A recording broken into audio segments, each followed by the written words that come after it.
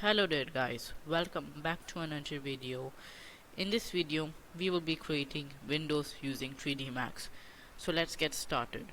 First I will open my 3D Max software, and while my 3D Max software is opening, let's discuss about the window object.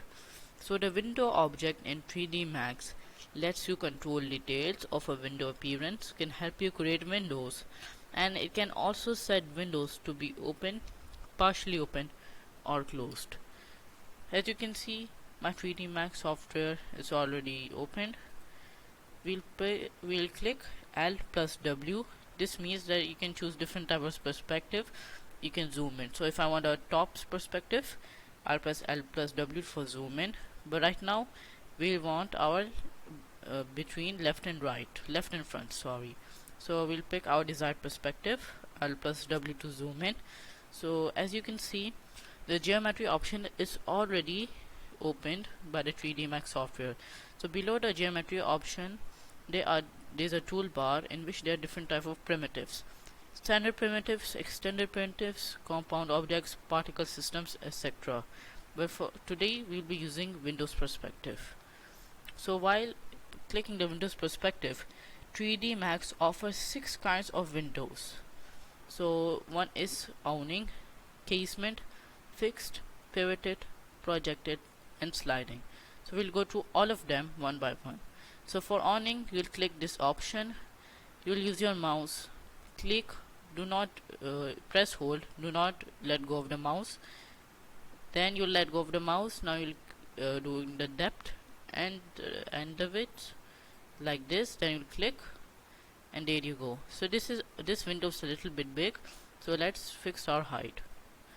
So our height should be a little bit small, our width should be a little bit low, our depth should be increased, a little bit decreased, and yeah, that's it.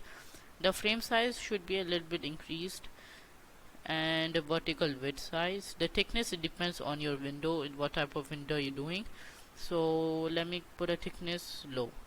So now as you can see, I've created this window, and if you want different rails and panels, it's your wish, but right now this is a simple one, so we'll not put any different of panels. Our width should be the same, nothing different. And here we click the open window option, and you should increase, and as you can see, this window can be open and our window has been created. Awning type. So next is fixed type. Fixed is nothing special, you cannot do anything in this option.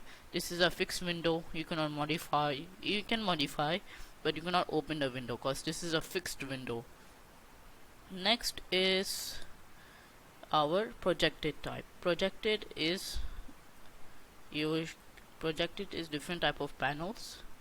You can increase the thickness, decrease the width, decrease the depth, and you can just open the window. As you can see, these are 3 different windows with 3 different panels, and you can open them simultaneously.